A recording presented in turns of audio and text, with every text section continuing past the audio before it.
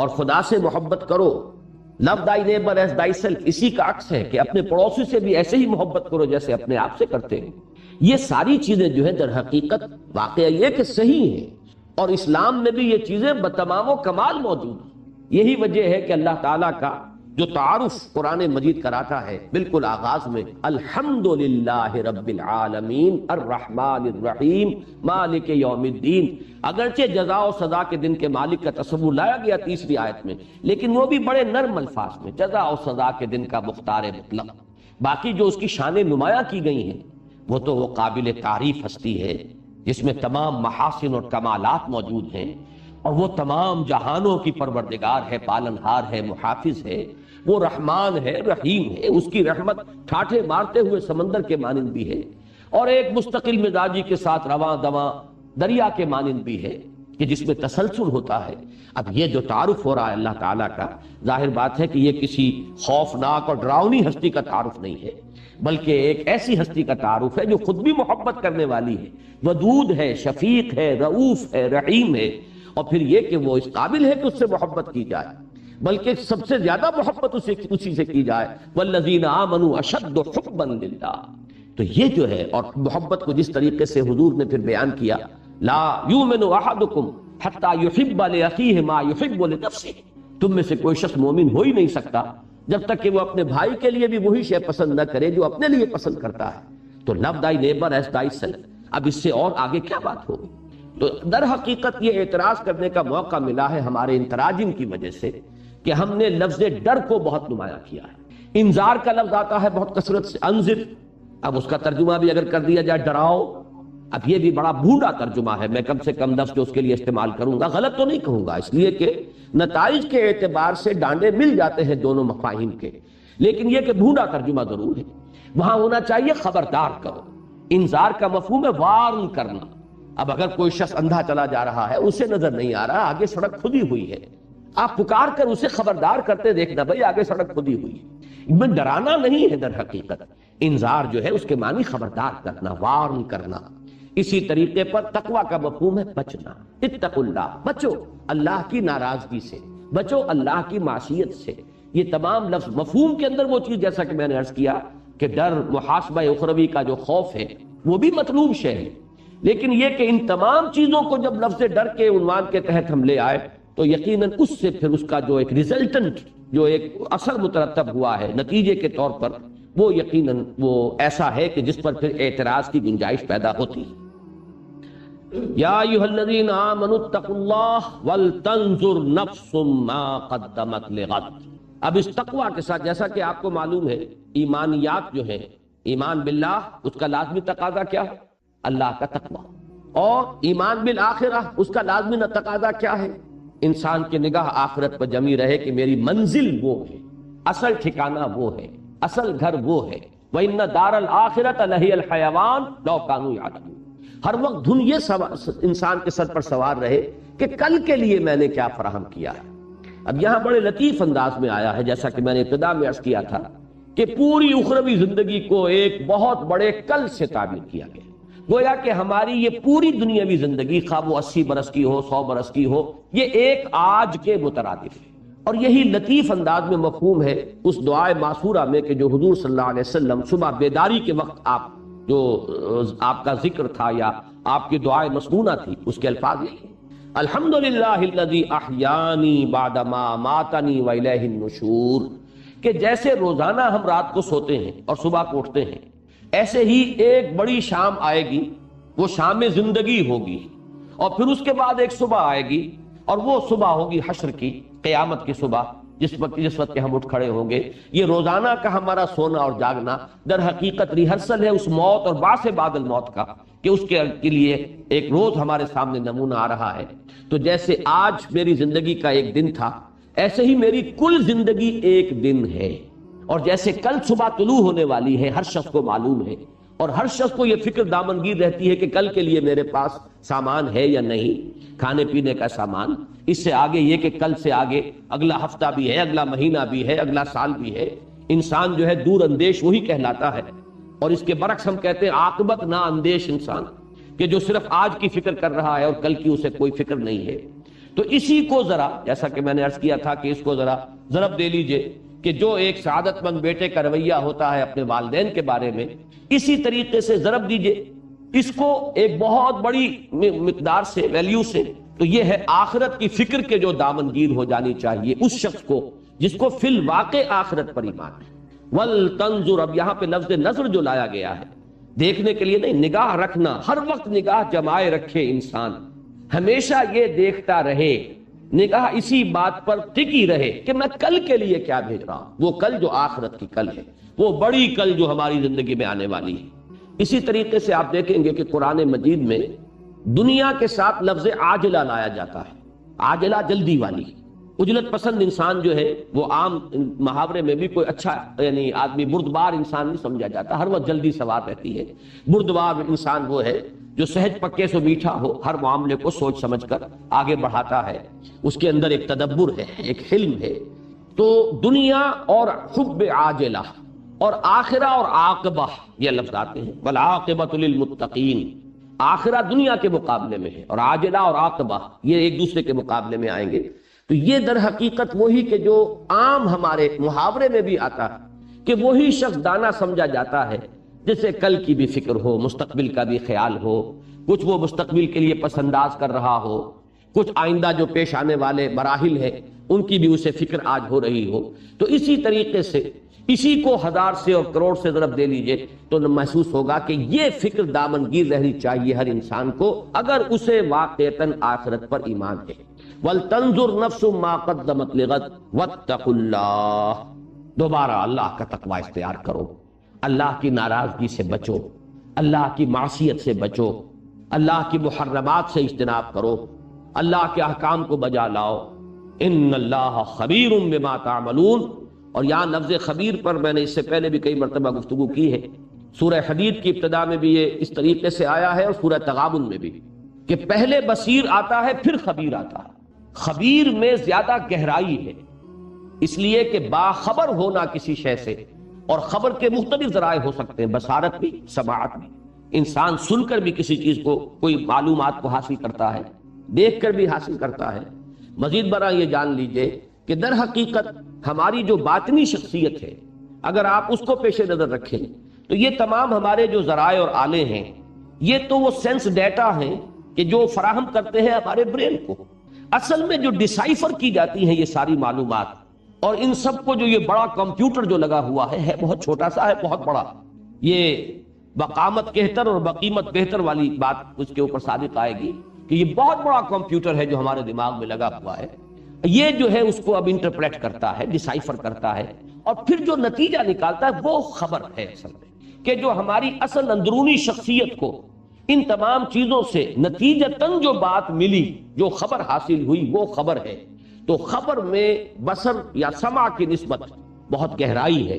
ان اللہ خبیر بما تعملون، جان لو کہ اللہ تعالی خوب باخبر ہے ان چیزوں سے جو تم کر رہے ہو۔ اس لیے کہ بصارت میں اگر آپ لفظ بصیر استعمال کریں گے تو وہ صرف کسی عمل کا ظاہر آئے گا۔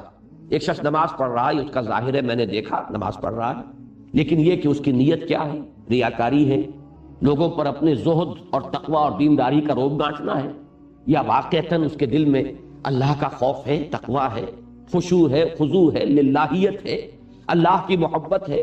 اب یہ چیزیں جو ہیں یہ اس بصارت سے متعلق نہیں ہوں گی، اس کا تعلق خبر سے، لہذا یہ تمام چیزیں جو ہیں جمع ہو کر سب سے گہرائی جس لفظ میں آتی ہے وہ خبر ہے۔ سورہ تغابن میں بھی آپ دیکھیں گے کہ پہلے آئے گا اللہ کے لیے لفظ بصیر، پھر آخر میں جا کر آئے گا خبیر، اور یہی سورہ حدید کے اندر بھی تناسب جو ہے یہی آپ کو ترتیب یہی ملے گی۔ ان اللہ خبیر بما تعملون، اس میں ظاہر بات ہے کہ ایک انداز جو ہے تحدید کا ہے، اگرچہ اصولاً اس میں دونوں انداز موجود ہوتے ہیں۔ اہل ایمان کے لیے اس میں بشارت ہے، اللہ خوب جانتا ہے جو تم کر رہے ہو۔ اب اس سے زیادہ کسی بندہ مومن کے لیے ری ایشورنگ چیز اور کوئی نہیں، اس کے اطمینان، دل دہی کی بات کہ تم نے جو نیکی کا کام کیا، خواہ کسی انسان نے اسے دیکھا یا نہیں دیکھا، لوگوں کی نگاہوں میں آیا یا نہیں آیا، اللہ باخبر ہے، اللہ کے علم میں ہے۔ تمہاری کوئی قربانی، تمہارا کوئی ایثار، اللہ کے لیے کی گئی تمہاری کوئی محنت، کوئی لمحہ جو تم نے اس کے لیے صرف کیا ہے وہ اللہ کے علم سے باہر نہیں ہے، اللہ جانتا ہے۔ اس میں جیسا کہ میں نے عرض کیا بڑی دلجوئی ہے، بڑی تشفی ہے، بڑی حوصلہ افزائی اہل ایمان کے لیے۔ لیکن اسی میں برعکس جو لوگ ہیں، جو اللہ کے باغی ہیں، جو اللہ کے نافرمان ہیں، ان کے لیے اسی میں دھمکی، اللہ خوب جانتا ہے جو تم کر رہے ہو، تم لوگوں کی نگاہوں سے چھپ سکتے ہو، تم اپنے اوپر لبادے اوڑھ سکتے ہو، تم جھوٹی قسمیں کھا کر جو ہے ان کو اپنے لیے ڈھال بنا سکتے ہو۔ اتخذوا ایمانہم جنۃ فصدوا عن سبیل اللہ، انہوں نے اپنی قسموں کو ڈھال بنا لیا ہے اپنے لیے باز پرس سے بچنے کے لیے، لیکن اللہ باخبر ہے تمہاری اصل حقیقت سے۔ تو یہ دونوں چیزیں اس کے اندر مضمر ہوتی ہیں، لیکن یہاں جیسا کہ میں نے عرض کیا، چونکہ اس آیت مبارکہ میں جو سیاق کلام ہے اس کے اعتبار سے ثابت ہو رہا ہے کہ روح سخن منافقین کی طرف ہے، لہذا یہ تنبیہ اور تحدید کا کلمہ ہے۔ ان اللہ خبیر بما تعملون یا ایھا الذین آمنوا اتقوا اللہ ولتنظر نفس ما قدمت لغد واتقوا اللہ ان اللہ خبیر بما تعملون۔ جیسا کہ میں نے عرض کیا تھا کہ تیسری آیت جو ہے وہ بھی اپنے مفہوم کے اعتبار سے بھی بالکل واضح ہے۔ قرآن مجید کا یہ مضمون تو وہ ہے کہ اگرچہ میں اس کو دعوے کے ساتھ تو نہیں کہہ سکتا، لیکن گمان غالب میرا یہ ہے کہ کوئی صفحہ مصحف کا ایسا نہیں ہو سکتا جس میں یہ مضمون نہ آیا۔ آخرت کی کامیابی، جنت والوں کی کامیابی، دوزخ والے جو ہے ان کی ناکامی، ان کا خسران، ان کی تباہی اور بربادی۔ تو یہ تو قرآن مجید کا جو اہم ترین مضامین ہے، توحید اور معاد سب سے اہم مضامین، اور تیسرا اس میں ایڈ کیجئے رسالت اور نبوت، یہی اساسات ہیں اس دین کی۔ لہذا یہ کہ لا یستوی اصحاب النار واصحاب الجنہ اصحاب الجنت هم الفائزون، میں نے یہ چاہا کہ پہلے اس آیت کو، چونکہ اس کا ایک بڑا بالکل واضح اور براہ راست ایک ربط بنتا ہے پہلی آیت سے۔ ان سے کہا گیا یا ایھا الذین آمنوا اتقوا اللہ ولتنظر نفس ما قدمت لغد، یہ اس غد کی شرح ہے جو کی جا رہی ہے، وہ جو کل آنے والی ہے، جس کو سورہ تغابن میں کہا گیا ذالک یوم التغابن، اور پھر اس کی شرح کی گئی ومن یؤمن باللہ ویعمل صالحا یکفر عنہ سیئاتہ ویدخلہ جنات تجری من تحتہا الانہار خالدین فیہا ابدا ذالک الفوز العظیم والذین کفروا وکذبوا بآیاتنا اولئک اصحاب النار خالدین فیہا وبئس المصیر۔ اسی طریقے سے اس کی شرح یہاں ہو رہی ہے تیسری آیت میں، لا یستوی اصحاب النار واصحاب الجنہ اصحاب الجنت هم الفائزون، وہ جو کل آنے والی ہے اس کل کے بارے میں جان لو کہ یہ دو حصوں میں نوع انسانی کو تقسیم ہو جانا ہے، اور وہ برابر نہیں ہوں گے، وہ بہت ہی فرق و تفاوت ہوگا ان کے مابین، جو ان کا انجام جس سے کہ انہیں دوچار ہونا ہے اس کے فرق و تفاوت کا تم اندازہ نہیں کر سکتے، ہرگز برابر نہیں ہوں گے۔ جنت والے لا یستوی اصحاب النار واصحاب الجنہ، آگ والے اور جنت والے، جان لو قطعی طور پر، یقینی طور پر، حتمی طور پر کہ اصحاب الجنت هم الفائزون، فوز و فلاح اور کامیابی اور کامرانی وہ اصحاب الجنہ کا نصیب بننے والی ہے، وہی ہوں گے کامیاب۔ میں نے اصل میں ان دونوں آیتوں کو پہلے اس لیے ان کا ترجمہ کر دیا کہ اب جو درمیانی آیت ہے اس کے چونکہ دو مفہوم ہیں، ایک اس کا سرسری مفہوم ہے کہ جو ان دونوں آیتوں کو اگر سامنے رکھیں تو وہ بالکل سیاق و سباق کے اعتبار سے جیسے کہ نگینہ کہیں جڑا ہوا ہو کسی انگوٹھی کے درمیان میں، ایسے ہی ان دو آیتوں کے درمیان یہ نگینہ جڑا ہوا نظر آئے گا، اگرچہ اس کا جو وہ گہرا مفہوم ہے اس کے اعتبار سے بحث ہمیں تفصیلاً بعد میں کرنی ہے، لیکن یہاں اس نگینے کے اعتبار سے اسے پہچان لیجئے کہ اس آیت کا اکثر مفسرین نے جو مفہوم لیا ہے وہ یہی ہے جو اب میں بیان کر رہا ہوں، اور وہ کیا ہے؟ وَلَا تَكُونُوا كَالَّذِينَ نَسُوا اللَّهَ فَأَنسَاهُمْ أَنفُسَهُمْ، اور مت ہو جانا ان لوگوں کے مانند جنہوں نے اللہ کو بھلا دیا تو اللہ نے انہیں غافل کر دیا اپنے آپ سے۔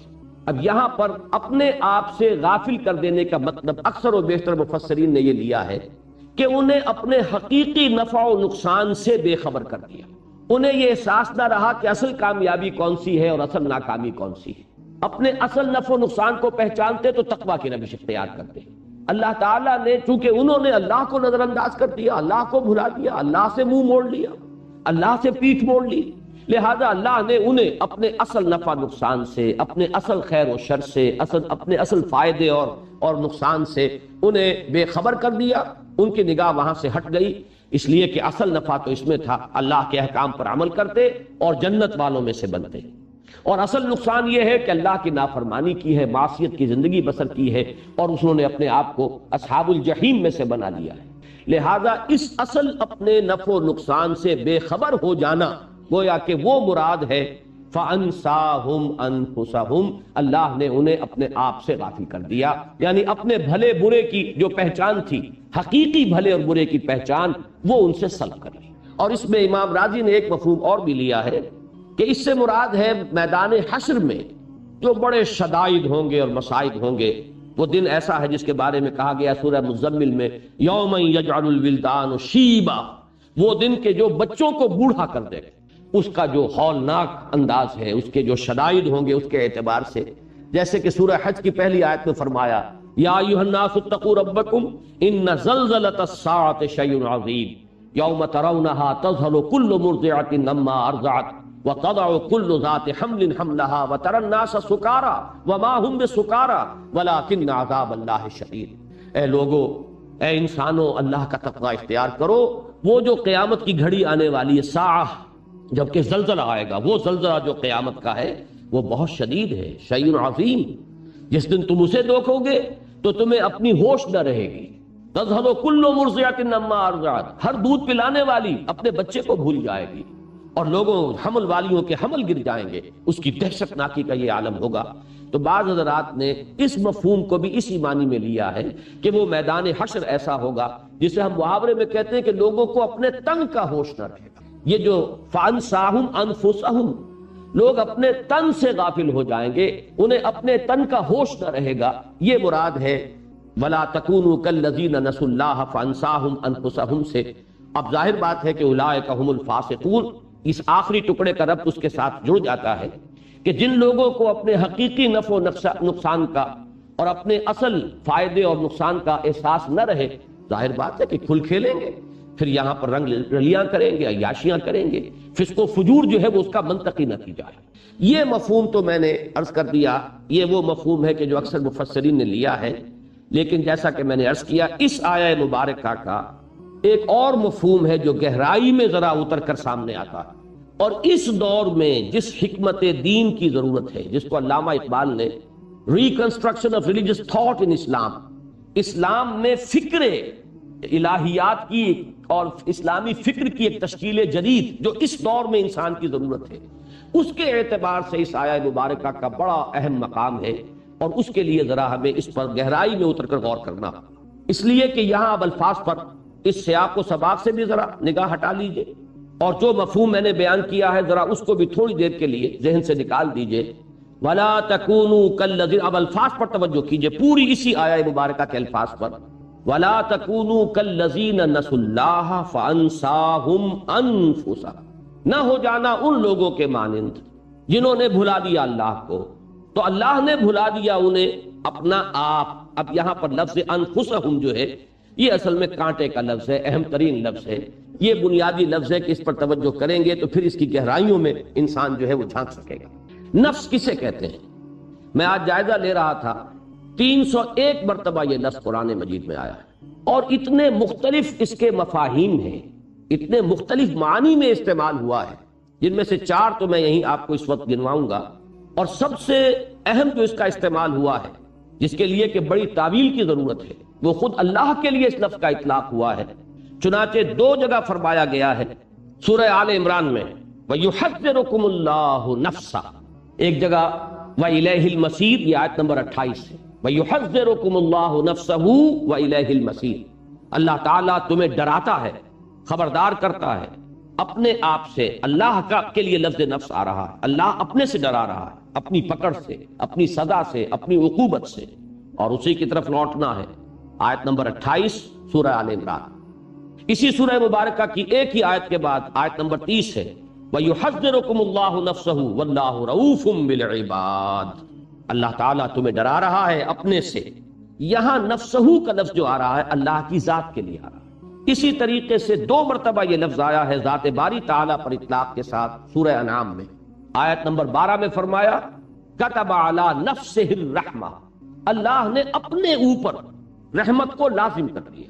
اب یہاں نفس کا لفظ اللہ کی ذات کے لیے آ رہا، اور دوسری جگہ آیت کی یہ سورہ انعام کی آیت نمبر 54 ہے كَتَبَ رَبُّكُمْ عَلَى نَفْسِهِ الرَّحْمَةَ، تمہارے رب نے اپنے اوپر رحمت کو لازم کر دیا۔ ظاہر بات ہے کہ اس لفظ سے یہاں پر اب اللہ تعالیٰ کی ذات تو نہ تو اس کا کوئی تجزیہ ہو سکتا ہے، نہ اس کے اجزاء ہیں، نہ اس کے لیے نفس کا اس معنی میں ہم کوئی تصور کر سکتے ہیں جیسے ہم اپنے نفس کے لیے لفظ کا اطلاق کرتے ہیں۔ پھر یہ کہ نفس جو ہے جان کے معنی میں اگر آئے تو اس کے لیے بھی اللہ تعالیٰ کے لیے یہ لفظ اس معنی میں مستعمل نہیں۔ تو معلوم یہ ہوا کہ ایک مفہوم اس لفظ کا ہے ذات، کوئی ہستی، بس اجمالاً اس کی ذات کے لیے اس لفظ کا اطلاق ہو رہا ہے۔ دوسرا لفظ، اس لفظ کے دوسرا مفہوم جو بہت کثرت سے آیا ہے قرآن مجید میں، وہ ہے جان، اس لیے کہ فرمایا گیا کہ جب فرشتے جان نکالیں گے تو اس کے لیے الفاظ آئے اخرجوا انفسکم، نکالو اپنی جان۔ اب ظاہر بات ہے کہ جسم میں سے جان کھینچی جاتی ہے، فرشتہ جو ہے کھینچتا ہے، نزع کے معنی کھینچنا، تو یہ جو حالت نزع طاری ہوتی ہے، تو جب فرشتہ کہتا ہے اخرجوا انفسکم، نکالو اپنی جانیں، تو یہاں اس سے مراد کیا ہے؟ جان ہے۔ اب یہاں جسم رہ گیا، یہیں پر جسد بے جان رہ گیا ہے، فرشتہ جس چیز کو لے کر گیا ہے وہ اس کی جان ہے۔ تیسرا اطلاق اس کا اور بھی لطیف ہے، اب اس کو اب نہیں کہہ سکتے کہ اس کو شعور کے لفظ سے تعبیر کریں، اس لیے کہ سورہ زمر میں فرمایا گیا کہ اللہ یتوفی الانفس حین موتها والتی لم تمت فی منامها، اللہ تعالیٰ قبض کر لیتا ہے نفس کو موت کے وقت، اور جب موت کا وقت نہیں آیا ہوتا تو نیند کے وقت۔ اب نیند کے وقت ظاہر بات ہے کہ جان جسم سے نہیں نکلتی، جان تو موجود ہے، آدمی سو رہا ہے، کوئی حیوان سو رہا ہے تو بے جان نہیں ہے، مردہ نہیں ہے، جان اس میں ہے۔ یہاں اس لفظ جو آیا ہے دوسری مرتبہ واللتی لم تمت فی منامها، تو یہ جو حالت نیند میں جو چیز سلب کی گئی ہے، جو چیز کھینچ لی گئی ہے، جس چیز کو اللہ نے اپنے قبضے میں لے لیا، وہ انسان کا شعور ہے۔ تو شعور کے لیے بھی اس لفظ نفس کا اطلاق ہوتا ہے۔ اور چوتھا اس کا جو سب سے زیادہ کثیر الاستعمال لفظ ہے وہ انسان کا وجود کلی، اس میں اس کی روح بھی آ گئی، اس کی جان بھی آ گئی، اس کا وجود بھی آ گیا، اس کا نفس امارہ بھی آ گیا، اس کے اندر اس کا ضمیر بھی آ گیا، اس کے قلب میں جو کچھ ودیعت شدہ فیکلٹیز ہیں، لطائف ہیں، وہ بھی آ گئے۔ تو بحثیت مجموعی پورے انسان پر، اس کی حقیقت پر اس لفظ کا اطلاق ہو رہا ہے۔ تو یہ میں نے 4 استعمالات آپ کے سامنے رکھے، جن میں اہم ترین ہے خود اللہ کی ذات پر اس لفظ کا استعمال۔ ان چاروں کو ذہن میں جب رکھیے گا تو نفس کا مفہوم آئے گا۔ ایک اور لفظ بھی اس کے بارے میں نوٹ کر لیں کہ نفس کے ساتھ ہی ایک لفظ نفس آتا ہے، فے کے زبر کے ساتھ، اور یہ عجیب بات ہے، جیسے روح اور ریح حروف اصلی ایک ہی ہے، ریح ہوا اور روح، اس روح کے بارے میں تو بڑی طویل بحثیں جو ہے ہم مختلف اوقات میں کرتے رہے ہیں، اور مسجد میں جمعے کے خطابات میں ان دنوں یہی مضمون جو ہے 3-4 جمعوں سے زیر بحث چلا آ رہا ہے۔ روح اور ریح میں جو تعلق ہے وہی نفس اور نفس میں ہے۔ نفس اس سانس کو کہتے ہیں جو آتا ہے اور جاتا ہے، ہوا اندر داخل ہوتی ہے پھیپھڑوں میں اور پھر باہر نکلتی ہے، نفس ہے۔ نفس کی جمع انفاس آتا ہے، جو صوفیہ کے ہاں پاس انفاس کا لفظ استعمال ہوتا ہے کہ ہر سانس کے ساتھ اللہ کا ذکر جو ہے انسان اس کی عادت ڈالے کہ کوئی سانس بھی غفلت میں نہ نکلے۔ جیسے کہ وہ شیخ سعدی نے بڑا خوبصورت انداز اختیار کیا ہے کہ ہر سانس جب انسان کے اندر جاتا ہے موجب تقویت ہوتا ہے، جب باہر نکلتا ہے تو صفائی کا ذریعہ بنتا ہے۔ پس بر ہر نفس 2 شکر واجب است، پس ثابت ہوا کہ ہر سانس پر 2 مرتبہ شکر کرنا واجب ہے، کہ ایک مرتبہ سانس اندر گیا، آکسیجن اندر گئی اور وہ آپ کے لیے انرجی کا ذریعہ بنی، آپ کی قوت کا ذریعہ بنی، اور دوسری مرتبہ وہ کاربن ڈائی آکسائڈ اور کچھ چیزیں لے کر باہر آ گئی تو وہ تنقیہ اور جسم کی صفائی کا ذریعہ بنی۔ پس بر ہر نفس 2 شکر واجب است۔ تو نفس اور نفس اور روح اور ریح حروف اصلی ایک ہی ہیں، جو تعلق ان میں ہے وہی ان کے مابین بھی موجود ہے۔ اب یہ نفس جو ہے اس تمام استعمالات کو سامنے رکھیے تو اس سے مراد جو نکلے گی وہ یہ ہے انسان کی اصل حقیقت۔ اللہ تعالیٰ اسے اپنی اصل حقیقت سے، اپنی اصل ذات سے غافل کر دیتا ہے۔ اس کے سامنے اپنا جسم تو ہے، اس کے تقاضے تو ہیں، اسے احساس ہے کہ پیٹ کھانے کو مانگ رہا ہے، بھوک لگی ہوئی ہے، ہنگر پینز ہو رہے ہیں، اسے احساس ہے کہ سردی ہے، مجھے کوئی گرم کپڑا جو ہے استعمال کرنا چاہیے، اوڑھ لینا چاہیے، اسے اپنے جسم کے تقاضوں کا پورا احساس۔ لیکن جو اس کی اصل حقیقت ہے، جو اصل انسان اس میں مضمر ہے، جو اس کا حقیقی وجود ہے، جس کی بنا پر وہ اشرف المخلوقات ہے، جس کی بنا پر اس کا یہ مقام ہے جملہ مخلوقات کے اندر جو اللہ نے اسے عطا فرمایا، وَلَقَدْ كَرَّمْنَا بَنِي آدَمَ وَحَمَلْنَاهُمْ فِي الْبَرِّ وَالْبَحْرِ وَرَزَقْنَاهُمْ مِنَ الطَّيِّبَاتِ وَفَضَّلْنَاهُمْ عَلَى كَثِيرٍ مِّمَّنْ خَلَقْنَا تَفْضِيلًا، اس سے وہ غافل ہو جاتا ہے۔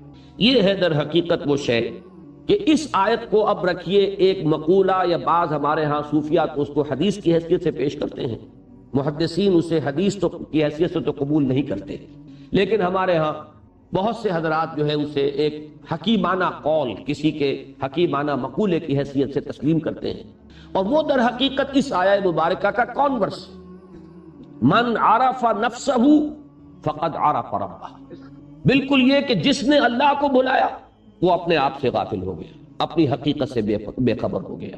جس نے اپنی حقیقت کو پہچان لیا اس نے اللہ کو پہچان لیا۔ مجھے دو اشعار یاد آ رہے ہیں، پتہ نہیں پورے ذہن میں ہوں گے یا نہیں، مفہوم ہے ذہن میں۔ کراجوئی چرا در پیچ و تابی کہ او پیداست تو زیر نقابی، تلاش او کنی جز خود نہ بینی، تلاش خود کنی جز او نہ یابی۔ کس کو تلاش کر رہے ہو؟ یہ جو انسان کے اندر ایک فطری جذبہ ہے، میں نے کئی دفعہ عرض کیا ہے اپنی گفتگوؤں میں کہ ہائی اسکول میں تقریباً 5 سال تک متواتر ایک دعا ہم صبح پڑھتے رہے، مجھ کو ہے تیری جستجو، مجھ کو تیری تلاش ہے، خالق میرے کہاں ہے تو، مجھ کو تیری تلاش ہے۔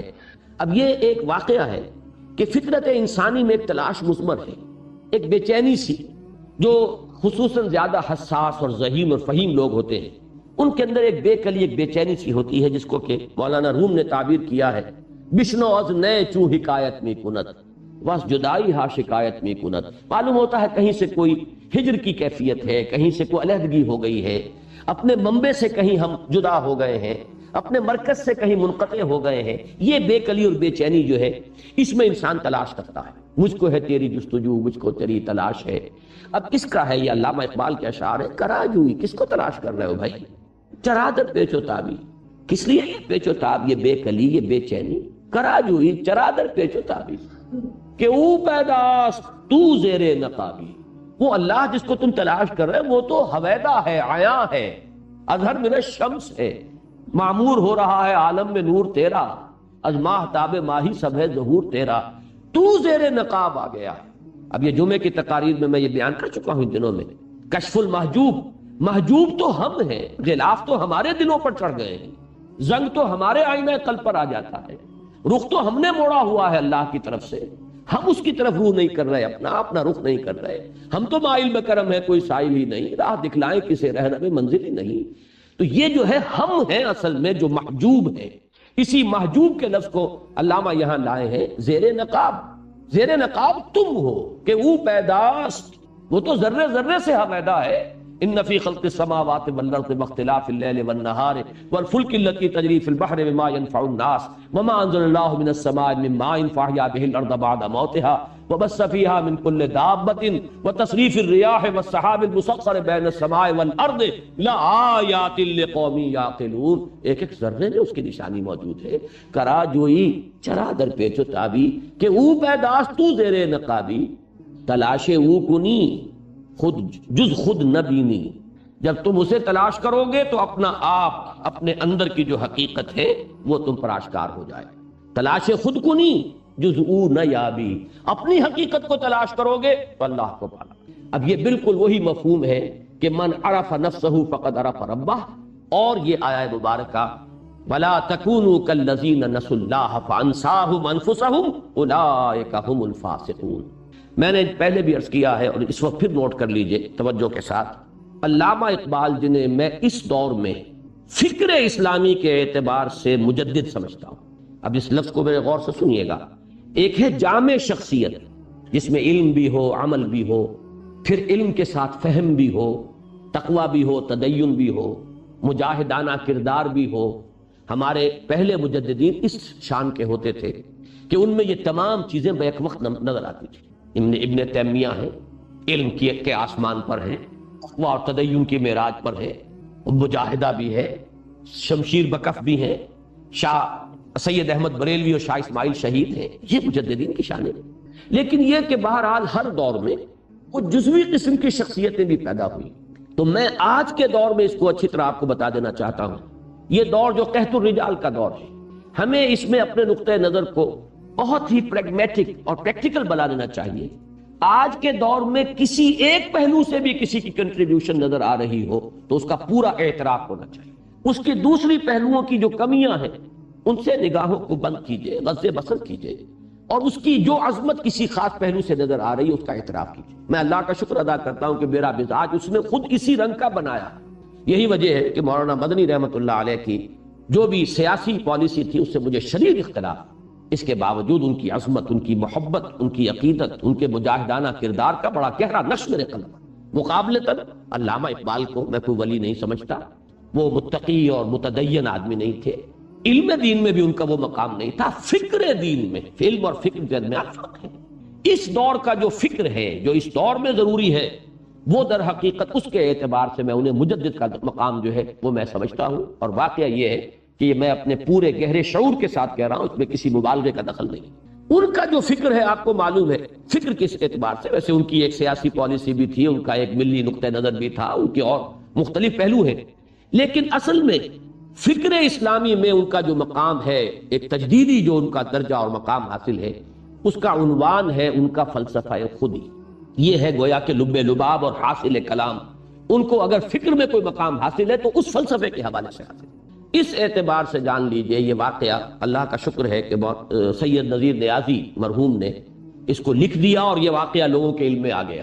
اکثر و بیشتر اقبالی حضرات بھی اس سے ناواقف ہیں، اس لیے کہ غالباً میرا اس وقت پورا حافظے پر میں اعتماد نہیں کر رہا، یہ واقعہ بیان کیا تھا سید نذیر نیازی صاحب نے ہمارے ہی قرآن کانفرنس میں، جو انہوں نے قرآن مجید کے حقوق پر ایک تقریر کی تھی علامہ اقبال کے نقطہ نگاہ سے، کہ جو میرا کتاب چاہے مسلمانوں پر قرآن مجید کے حقوق، تو انہوں نے بات یہاں سے شروع کی تھی کہ یہی 5 باتیں ہیں جن پر علامہ اقبال نے زور دیا، اور پھر ان 5 حقوق کے لیے علامہ کی کچھ باتیں جو ہیں انہوں نے سلسلے وار بیان کی۔ وہیں یہ واقعہ انہوں نے لکھا ہے کہ میں نے ایک مرتبہ ان سے سوال کیا کہ بڑی چہمے گوئی ہو رہی ہے کہ آپ کا یہ فلسفہ خودی جو ہے، اس کی اساس کیا ہے، بنیاد کیا ہے، منبع کیا ہے، سرچشمہ کیا ہے، ماخذ کیا ہے اس کا، کہاں سے آپ نے اس کے لیے اصول اور مبادی اخذ کیے ہیں، تو اب آپ خود ہی کیوں نہیں بتا دیتے؟ تو علامہ نے فرمایا کہ اچھا کل فلاں وقت تم آ جانا تو میں تمہیں ڈکٹیٹ کرا دوں۔ اب سید نذیر نیازی کہتے ہیں کہ میں بہت خوش ہوا، اترا رہا تھا میں اپنے آپ میں کہ یہ شرف مجھے حاصل ہو رہا ہے کہ شاعر مشرق حکیم الامت کا جو فلسفہ ہے، اس کے ماخذ جو ہیں وہ سب سے پہلے میرے علم میں آئیں گے۔ تو میں بڑے اس کیفیت کے ساتھ حاضر ہوا، تو میں جب بیٹھا پینسل اور کاغذ لے کر، کاپی لے کر، تو علامہ نے فرمایا کہ ذرا وہ قرآن مجید نکال لاؤ۔ تو ایک تو کہتے ہیں کہ وہ اوس پڑ گئی مجھ پر وہیں کہ میں تو کسی بڑے بڑے فلسفیوں کے نام سننے آیا تھا، ان کی کتابوں کے حوالے میں وہ نوٹ کرنے کے لیے بیٹھا ہوں، یہ قرآن مجید۔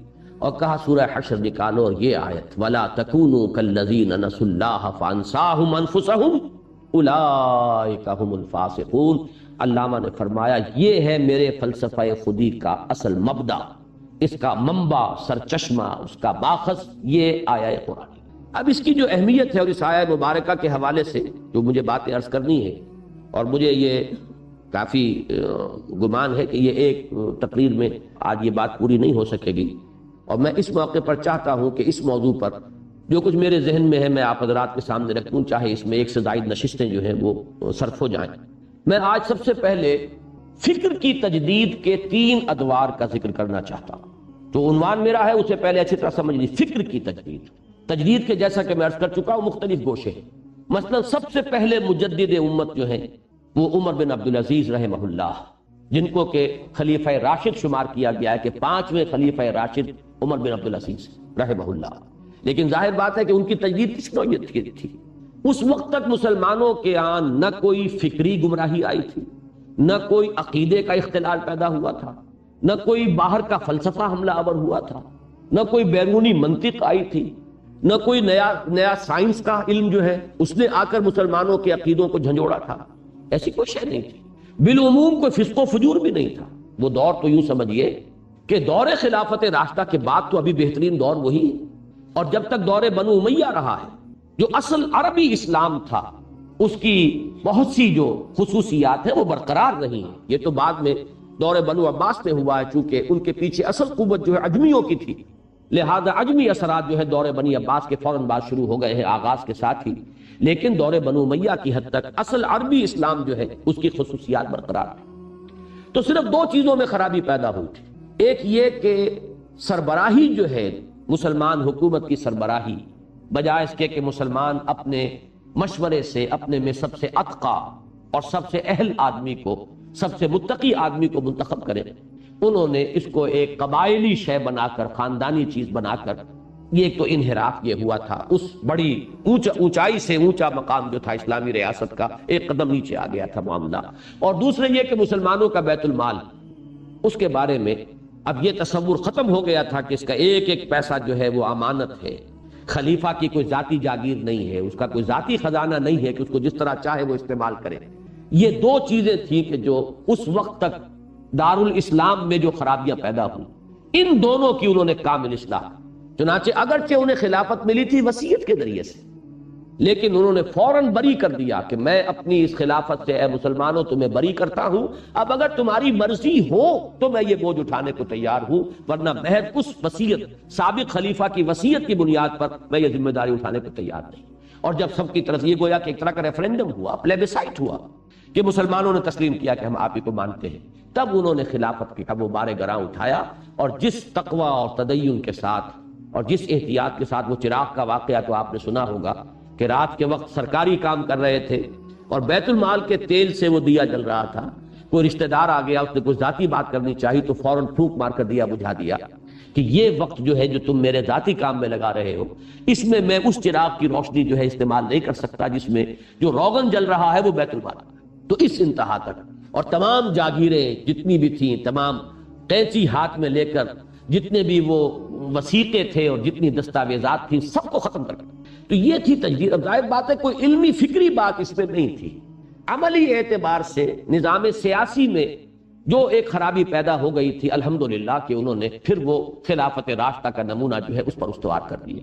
اسی طریقے سے امام ابو حنیفہ رحمہ اللہ اور ہمارے دوسرے ائمہ محدثین یا ائمہ فقہا جو ہیں، ان کا بہت بڑا کارنامہ یہ ہے کہ انہوں نے ان علوم کو مدون کیا۔ لیکن فکر کی تجدید جو ہے، میں اس وقت اصل میں اس تک اپنی بات کو محدود رکھ رہا ہوں، اس کے تین دور ہیں جنہیں آئیڈینٹیفائی کرنا چاہیے۔ پہلا دور تھا کہ جو آج سے تقریباً 1000 سال قبل آیا ہے، یہ دور تھا جس میں کہ یونان کی منطق اور یونان کا فلسفہ عالم اسلام پر حملہ آور ہوا۔ ارسطو کی منطق کو ایسا قبول عام حاصل ہوا کہ گویا کہ اصل شے یہی ہے، اصل میزان یہی ہے، جو شے اس میں تل کر صحیح ثابت ہوگی وہ مانی جائے گی، اور جو اس منطق کی میزان میں بے وزن ہے وہ بے وزن ہے۔ نتیجہ یہ کہ بہت بڑا ایک ہنگامہ پیدا ہو گیا، جبر و قدر کا مسئلہ اٹھ کھڑا ہوا، اور نہ معلوم کتنے مسائل، اللہ تعالیٰ کی ذات و صفات کی بحثیں اٹھ کھڑی ہوئیں، ہے صفات ذات حق حق سے جدا یا عین ذات، امت مرحوم کی ہے کس عقیدے میں نجات، خلق قرآن کا مسئلہ اٹھ کھڑا ہوا، قرآن مخلوق ہے یا غیر مخلوق ہے، یہ تمام مسائل۔ اور یہ وہ مسائل آج ہم ان کو سنتے ہیں، مسکراتے ہیں دل کے اندر، لیکن یہ کہ اس وقت ان کا اتنا اثر ہو گیا تھا پورے عالم اسلام پر کہ لوگوں کے عقیدے جو ہے وہ مزمحل ہو رہے تھے۔ انسان مجبور محض ہے یا وہ اپنے اعمال پر پوری قدرت رکھتا ہے؟ اب یہ جبر و قدر کا مسئلہ، یہ تمام مسائل ایسے تھے کہ جس کی وجہ سے وہ منطق اور فلسفہ جو آیا، اور اسی میں پھر تعویلات شروع ہوئی، وہی کی حقیقت کیا ہے۔ ابن سینا، فارابی، کندی، انہوں نے نئے نئے نظریے اور تخلیق کے نئے نئے نظریے، یہ سارا جو آیا ہے وبال، یہ عالم اسلام پر اور ایمان کے بنیادی عقائد کے لیے ایک بہت بڑا چیلنج تھا۔ اس فتنے کا مقابلہ کرنے کے لیے اللہ تعالیٰ نے اس وقت دو عظیم شخصیتوں کو کھڑا کیا۔ ایک امام غزالی رحمہ اللہ، جنہوں نے تحافت الفلاسفہ کتاب لکھ کر اس فلسفے کی جڑیں کاٹی، اور دوسرے امام ابن تیمیہ رحمہ اللہ، جنہوں نے الرد علی المنطقیین، یہ کتاب مارکت الآراء، منطق سے منطق کی نفی کر دی کہ تمہاری منطق جو ہے یہ ویلڈ نہیں ہے، یہ کوئی ایسی میزان نہیں ہے کہ جو شے اس میں تلے گی وہی حق قرار پائے گی، اور جو اس میں بے وزن ہے وہ بے وزن ہو جائے گی، اس لیے کہ تمہاری تو اپنی منطق کا پائے چوبی ہے، اس کے تو لکڑی کے پاؤں ہیں، اس کا اپنا پاؤں جو ہے فولادی نہیں ہے، وہ زمین میں جمے ہوئے نہیں ہیں۔ تو یہ دو کام جو ہوئے ہیں اس دور میں امام غزالی اور امام ابن تیمیہ کی طرف سے، اس نے اس سیلاب کا رخ پھیرا ہے، اور پھر مسلمانوں کو ایمان کے بارے میں، عقائد کے بارے میں، اور تمام جو مسائل جو میں نے ابھی گنوائے ان کے بارے میں ایک اطمینان کا سانس لینا نصیب ہوا اور تمکن حاصل ہوا پھر ایمان اور اسلام۔ دوسرا دور آیا تصوف کے راستے سے، اور تصوف کے ساتھ بھی گھلا ملا تھا فلسفہ ہماؤست۔ ہماؤست اور وحدت الوجود میں بڑا باریک سا فرق ہے، اور میں یہ تفصیل سے بیان کر چکا ہوں سورہ حدید کی اس آیہ مبارکہ کے حوالے سے، هو الاول والآخر والظاہر والباطن۔ ہوا یہ کہ بات تو تھی وحدت الوجود کی، لیکن ایک تو یہ کہ بعض صوفیاء خود اس کے اندر دوسری انتہا کو نکل گئے اور وہ ہماؤست تک جا پہنچے، اور دوسرے یہ کہ جب یہ عوام کے اندر یہ بات آئی تو وحدت الوجود کی باریکیاں تو سمجھ میں لوگوں کے نہیں آئیں، وہ ہماوستی رہ گیا۔ اس ہماوست کی وجہ سے کیا ہوا؟ جب خالق اور مخلوق کا امتیاز ختم ہو گیا، خود کوزا و خود گوزا کرو، خود گلے کوزا، خود رندے سبو کش، خود برسرے آن کوزا خریدار بے آمد بشکست و رواں شو۔ وہ خود ہی کوزا ہے، خود ہی وہ مٹی ہے جس سے کوزا بنا ہے، خود ہی کوزا گر ہے، خود ہی وہ خریدار بن کر آتا ہے، کوزے کو خرید لیتا ہے، خود ہی اس میں شراب بھر کر پیتا ہے اور آگے چلتا بنتا ہے۔ اب یہ ہے تصور جو دیا جا رہا ہے ذات باری تعالیٰ کا۔ اب یہ ظاہر بات ہے کہ اب پھر ابن عربی کی طرف ایک شعر منسوب ہے، میرا تو گمان یہ ہے کہ یہ شعر ان کا نہیں ہو سکتا۔ الرب عبد والعبد رب یا لیتا شعری من المکلف، رب ہی بندہ ہے، بندہ ہی رب ہے، ایک ہی ہے۔ جب ہماؤس سب وہی کچھ ہے تو یہ رب اور بندے کی تفریق کہاں سے آ گئی؟ میری سمجھ میں نہیں آ رہا کہ پھر مکلف کون ہے، کسے حکم دیا گیا ہے؟ حکم دینے والا خود، حکم جسے دیا جا رہا ہے وہ بھی خود۔ الرب عبد والعبد رب یا لیتا شعری من المکلف۔ اب یہ جو گمراہیاں شروع ہوئیں اور خاص طور پر ہندوستان میں آ کر یہ اپنی انتہا کو پہنچی، اس لیے کہ یہاں ہندوؤں نے اپنا ایک ڈیفنس اپنے مذہب کا اور اپنی ملت کا اس طور سے کیا۔ پروفیسر یوسف سلیم چشتی صاحب کے مضامین اس موضوع پر ہیں جو میثاق کی پرانے فائلوں میں دفن ہیں۔ اب کچھ حکمت قرآن میں ان کے ہم پرانے مضامین دوبارہ شائع کر رہے ہیں، شاید یہ چیزیں بھی دوبارہ آپ کے سامنے آئیں کہ بھکتی کی تحریک ہندوؤں کی طرف سے اٹھی تھی اسلام کے سیلاب کو روکنے کے لیے، کہ اسلام کی کچھ تعلیمات کو ہندو مت کی تعلیمات کے ساتھ جوڑ کر ایک ملغوبہ بنا کر اور اس طور سے اس کو سامنے لایا جائے کہ جن چیزوں کی وجہ سے اسلام جنگل کی آگ کی طرح پھیل رہا ہے وہ چیزیں خود ہم اپنے مذہب کے اندر شامل کر لیں تاکہ ہمارا مذہب موجود رہ جائے۔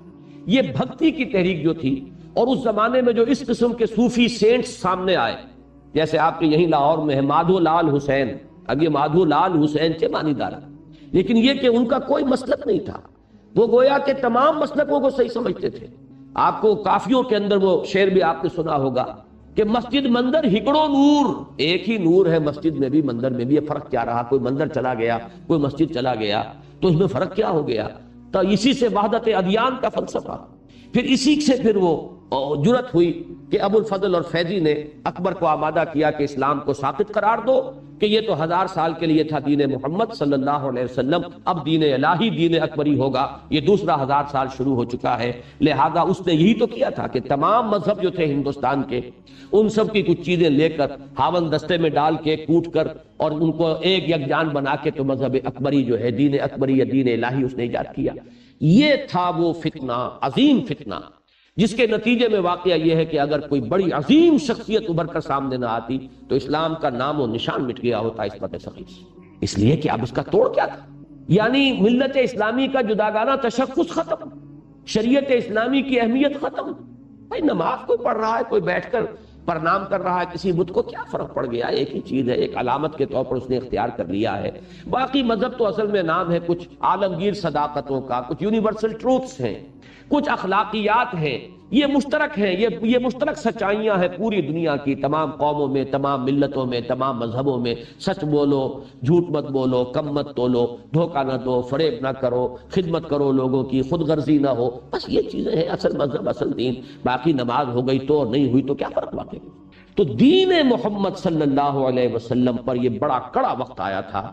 اس وقت عظیم شخصیت کھڑی ہوئی ہے حضرت شیخ مجدد الفسانی رحمۃ اللہ علیہ۔ وہی الف ثانی کا لفظ ان کے نام کا لاحقہ بن گیا ہے، جس کو اصل میں استعمال کیا تھا اکبر کے دین مذہبی کے لیے، کہ الف کہتے ہیں 1000 کو، 1000 سال ختم ہو چکا، وہ الف اول تھا، وہ تھا دین محمد کا صلی اللہ علیہ وسلم، اور اب الف ثانی ہے، یہ دوسرا 1000 شروع ہو گیا ہے، 11ویں صدی ہجری کا آغاز ہو گیا ہے، تو دوسرا 1000 سال جو اس کے لیے دین اکبری ہے، دین الہی ہے۔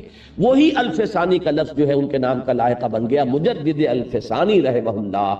انہوں نے پھر وحدت الوجود کے باریک سے اس نقطے کو جو لوگوں کی گمراہی کا سبب بن رہا تھا، اس کو بدلا وحدت الشہود سے، جس میں بڑی احتیاط اور حفاظت کی بات آ گئی۔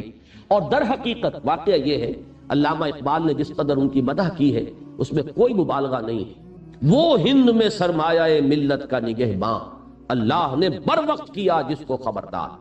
واقعہ یہ ہے کہ ملت کا جداگانہ تشخص ختم ہو جاتا، اور جو لوگ کہتے ہیں کہ تحریک پاکستان کی بنیاد اس وقت پڑی، صحیح کہتے ہیں، اس لیے کہ ظاہر بات ہے مسلمانوں کا جداگانہ تشخص ہو تو پاکستان کا کوئی سوال پیدا ہو، اگر مسلمانوں کا تشخص ہی ختم ہو جائے ملت اسلامی جو ہے اس کا کوئی جداگانہ آئیڈینٹی ہی باقی نہ رہے تو پھر کاہے کا جداگانہ ملک اور کاہے کے لیے پاکستان؟ تو واقعہ یہ ہے کہ وہ ایک بہت ہی اہم مرحلہ تھا، اور ظاہر بات ہے کہ اس میں اب نماز روزے کی تلقین تو اور بھی بہت سے لوگ کر رہے ہوں گے اس وقت، لیکن جو اس وقت کا اصل فتنہ تھا اس کو پہچانا ہے حضرت مجدد الفسانی رحمت اللہ علیہ نے، اور وہ تھا فکر کی سطح پر، چونکہ یہ آیا تھا سارا فتنہ تصوف کی راہ سے، لہذا انہوں نے اسی کی راہ سے، جیسے کہ ابن تیمیہ نے منطق کی آری سے منطق کو کاٹا، ایسے ہی حضرت مجدد الفسانی رحمت اللہ علیہ نے تصوف کے ہتھوڑے سے اس غلط تصوف کی سرکوبی کی ہے اور وحدت الشہود کا تصور سامنے لا کر وحدت الوجود کی نفی کی ہے۔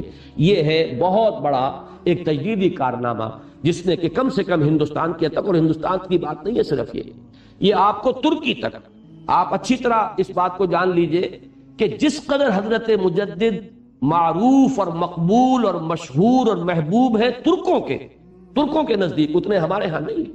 یہاں حضرت مجدد کے جاننے والے کم ہیں، لیکن آپ ترکوں کے اندر جا کر دیکھیے ان کی محبت، ان کا عشق، اور یہ سلسلہ نقشبندیہ، امام شامل جو کرتے رہے جہاد، اور جو یہ بڑی بڑی تحریکیں اٹھی ہیں تمام ترکستان کے اندر، یہ سب کے سب در حقیقت حضرت مجدد الفسانی رحمت اللہ علیہ کا جو سلسلہ تھا، یہ سلسلہ مجددیہ، نقشبندیہ مجددیہ، یہ اسی کا ظہور ہے کہ جو پوری بیلٹ میں پھیلا ہوا ہے۔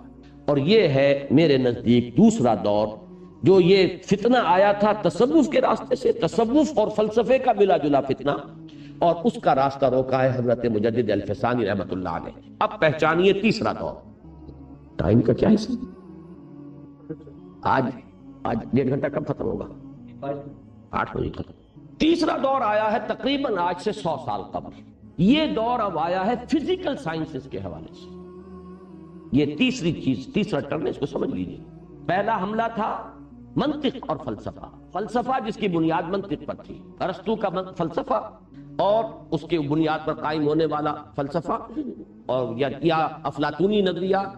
دوسرا دور آیا تصوف کے راستے سے، تیسرا دور آیا ہے فزیکل سائنسز کے حوالے سے، اور یہ زیادہ اس کا جو ہے ظہور ہوا ہے ہندوستان اور مصر میں، اس لیے کہ یہی 2 ملک ایسے تھے کہ جن میں تعلیم کا معاملہ، انگریزوں کی بالادستی اور اس کے نظام کے تحت انگریزی تمدن اور تہذیب اور تعلیم کا رواج ہوا ہے۔ باقی اکثر و بیشتر جگہوں پر بالواسطہ طور پر مغربی اقوام جو ہے قابض رہی ہیں، انہوں نے صرف قبضہ ہی جمایا ہے، اس طرح کا انہوں نے تمدن کے اندر اس کے رگو پے میں سرایت کرنے کی کوشش نہیں کی ہے، جیسی کہ کلچرل ریولوشن یہاں وہ لائے ہیں کہ will you be governed by sword or by pen؟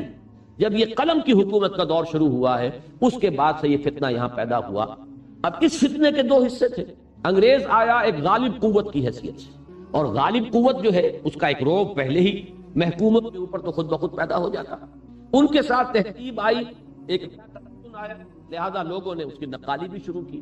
لیکن ان سب سے زیادہ خطرناک معاملہ یہ تھا کہ جو سائنس آئی، جو نئی ابھی ابھری تھی، نیوٹن کی فزکس، اور پھر اس کے بعد جو ڈارون کا فلسفہ ارتقاء، یہ 2 وہ خوفناک چیزیں ہیں کہ جنہوں نے اسلام کی اعتقادی بنیادوں پر حملہ کیا۔ نیوٹن کی فزکس کا معاملہ جو تھا، اس کی بنیاد کیا تھی کہ اصل شے مادہ ہے، اس کائنات کی بنیاد مادی ہے، میٹیریلزم۔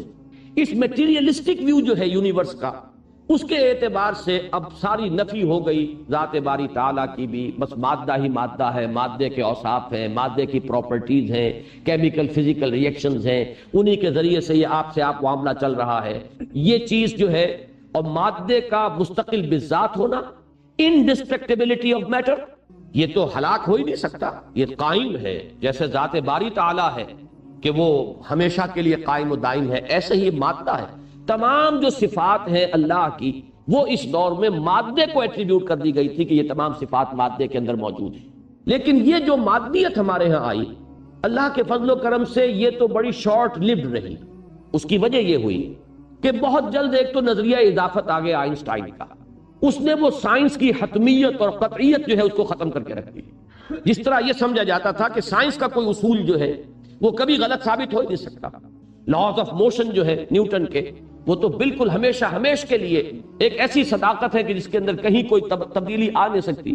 وہ تمام چیزیں جو ہے نظریہ اضافت نے آ کر ان کو ڈھیلا کر دیا، بلکہ واقعہ یہ ہے کہ سائنس کو تصوف بنا کر رکھ دیا۔ اب کوئی شے حتمی نہیں، کوئی شے یقینی نہیں، ہر چیز اعتباری ہے، ہر چیز ریلیٹیو ہے۔ اور نمبر 2 یہ کہ میٹر خود وفات پا گیا. یہ لفظ میں جان بوجھ کر استعمال کر رہا ہوں. میٹر جس طریقے سے کہ مرا ہے اپنی موت، اس کا آپ میں سے ہر شخص کو اندازہ ہونا چاہیے کہ جب آپ ایٹم تک پہنچے اور ایٹم کا جگر چاک کر کے آپ نے دیکھا تو وہاں تو الیکٹرک چارجز ہیں صرف اور کچھ بھی نہیں، پازیٹیو اور نیگیٹو چارجز. وہی ایٹم ہے، انہی کی کانگلومریشن ہے، وہ گچھا بنا ہوا ہے، ایک چیز بن گئی. وہی ایٹمز ہیں جس کا گچھا بن گیا دوسرا منرل بن گیا، تیسرا جو ہے وہ ایلیمنٹ بن گیا، چوتھا ایلیمنٹ بن گیا، انہی کے کمپاؤنڈز بن گئے. تو آپ جب فائنل انالیسس میں گئے تو وہ میٹر جو ٹھوس ہوتا تھا، وہ میٹر کے جو بہت ہی ایک یعنی واقعی اور حقیقی شے تھی، اور جبکہ ایک سنویت تھی. میٹر علیحدہ، انرجی علیحدہ ہے. اب میٹر صاحب تو ختم ہوئے تو انرجی رہ گئی، پازیٹیو اور نیگیٹو چارجز ہیں، ان کے سوا کچھ بھی نہیں. پروٹونز ہیں، نیوٹرونز ہیں، الیکٹرک چارجز ہیں، کچھ بھی نہیں اس کے سوا. تو معلوم یہ ہوا کہ یہ تو تھا بڑا شارٹ لیوڈ حملہ. سائنس نے خود اپنا علاج کر لیا. جیسے کہ زہر کے یعنی سانپ کے زہر سے ہی اس کا جو ہے تریاق بنا لیا جاتا ہے، تو فزکس کے میدان میں تو واقعہ یہ ہے کہ جس درجے کوئی حملہ آور ہوا تھا معاملہ دین کے اوپر، اس کی اب نفی ہو چکی ہے. اگرچہ ہمارے ہاں بعض لوگ جو ابھی اسی دور میں رہ رہے ہیں، وہی سائنس کی قطعیت اور حتمیت اور ہر شے کا یقینی ہونا اور میٹر کا ایٹرنل ہونا اور میٹر کا انڈسٹرکٹیبل ہونا، یہ ساری چیزیں ان کے ذہن میں بیٹھی ہوئی ہیں. اس لیے وہ دین کی کچھ چیزوں کو سمجھنے اور قبول کرنے میں ہچکچاتے ہیں. ورنہ خالص سائنس کے میدان میں وہ میٹیریلزم جو تھا، اس کو آپ کہیے 19th سینچری کا میٹیریلزم، وہ ختم ہو چکا.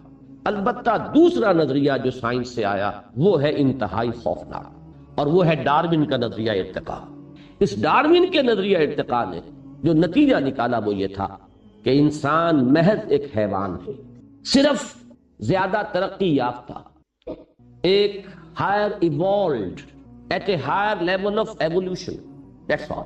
کوئی بیسک فرق، کوئی نوعیت کا فرق، کوئی کوالٹیٹیو فرق حیوان اور انسان کے مابین نہیں.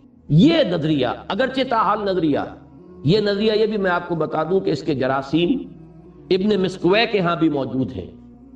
اس نظریے کی بعض تعبیرات مولانا روم کے ہاں موجود ہیں، لیکن اس وقت تک اس کے اندر وہ خطرناکی نہیں تھی، اس لیے کہ اس نظریے کو ماننے کے باوجود انسان کی ایک اسپیشل کریشن کا تصور جو ہے ذہن میں جمع ہوا تھا.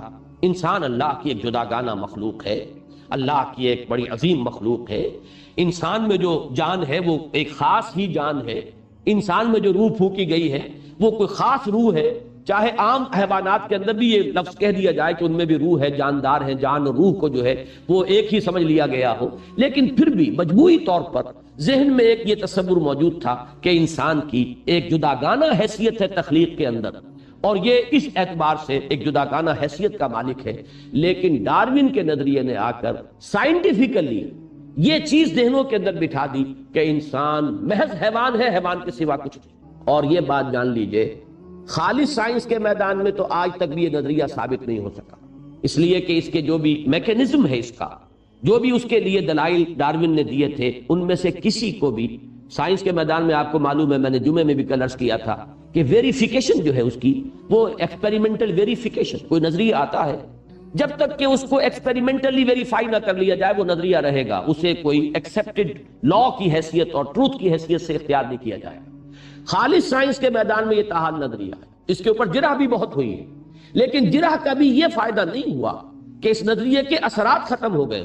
زیادہ سے زیادہ یہ ہوا، جیسا کہ آپ کو معلوم ہے کہ کسی مقدمے میں ایک گواہ پیش ہوتا ہے، جب جرح کی جاتی ہے تو وہ گواہ جو ہے وہ ساقط الاعتبار ہو گیا اگر وہ جرح کامیاب ہو گئی، لیکن اس سے کوئی چیز ثابت نہیں ہوتی. اس سے جو مقدمہ ہے ابھی اس کے لیے دوسرے جو اساسات ہیں اس کے اوپر معاملہ طے ہوگا. ایک گواہ جو ہے وہ جرح سے ساقط الاعتبار ثابت ہو گیا ہے. اسی طریقے سے ڈارون کے بعض دلائل اس جرح سے ساقط الاعتبار ہو چکے ہیں کہ جو اس نے اپنے نظریے کی دلیل کے طور پر پیش کیے تھے. اس کے باوجود پوری دنیا میں اس وقت تک اس کا متبادل کوئی نظریہ ایسا سامنے نہیں آیا جو کریشن آف جو تھیوری آف کریشن ہے اس کے بارے میں ذہن انسانی کو مطمئن کر سکے.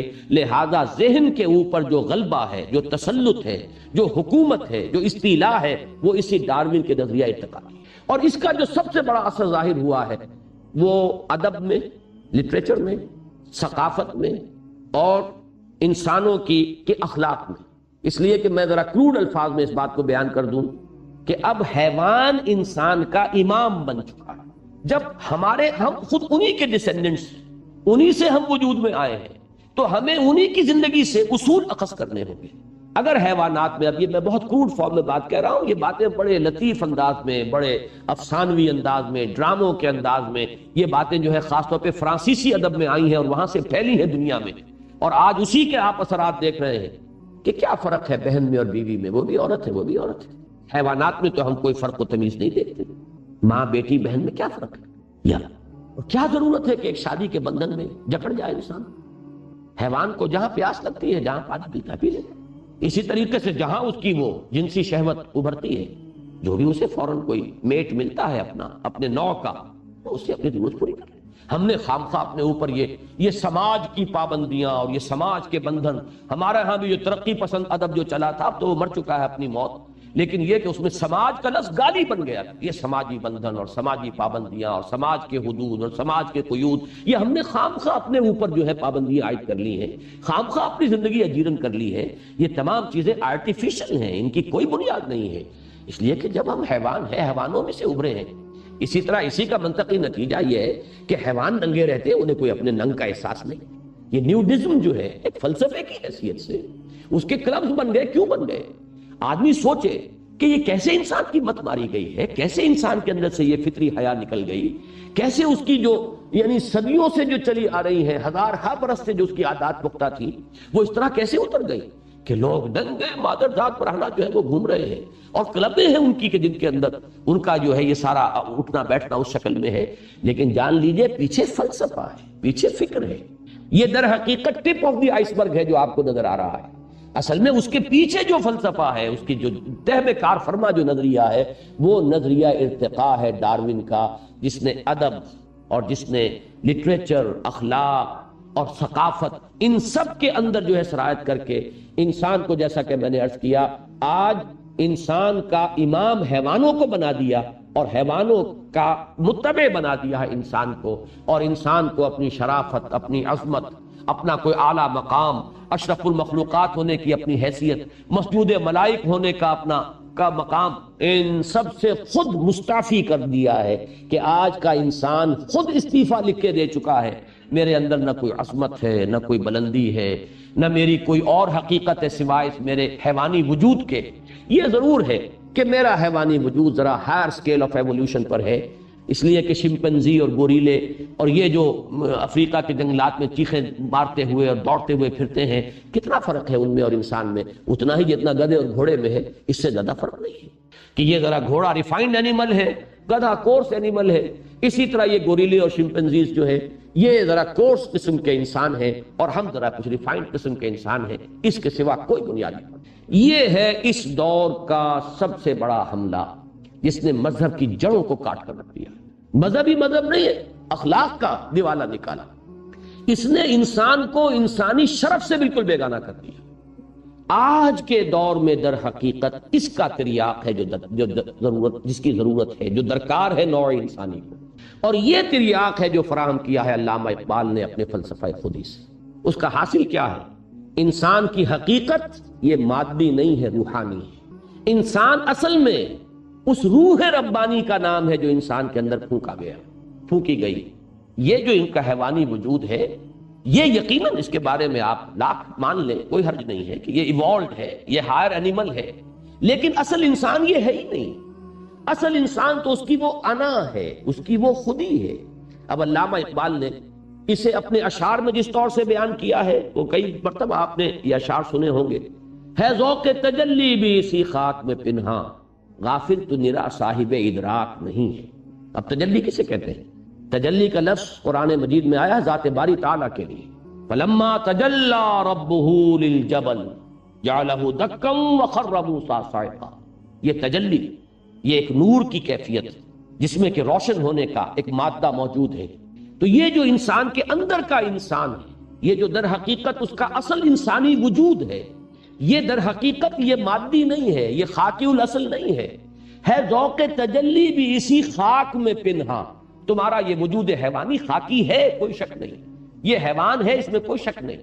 یہ اسی زمین سے نکلا ہے، اس میں کوئی شک نہیں، یہ مٹی سے بنا ہے، کرسٹ آف دی ارتھ سے اس کی ساری تخلیق ہے، اس میں کوئی شک نہیں، لیکن تم صرف یہی کچھ نہیں ہو، تمہاری اصل حقیقت تو وہ ہے جو اس کے اندر مستور ہے، چھپی ہوئی ہے، ان مادی غلافوں میں لپٹی ہوئی ہے، اور اس میں تو ذوق تجلی ہے ذوق تجلی بھی اسی خاک میں پنہا، غافل تو نرا صاحب ادراک نہیں ہے، اور نقطۂ نوری کے نام او خودی، زیر خاک ما شرار زندگی، میرا یہ خاکی وجود ہے لیکن اس میں ایک نقطہ نوری ہے، وہ نوری ہے در حقیقت نقطہ کہ جو میرا وجود ہے حقیقی۔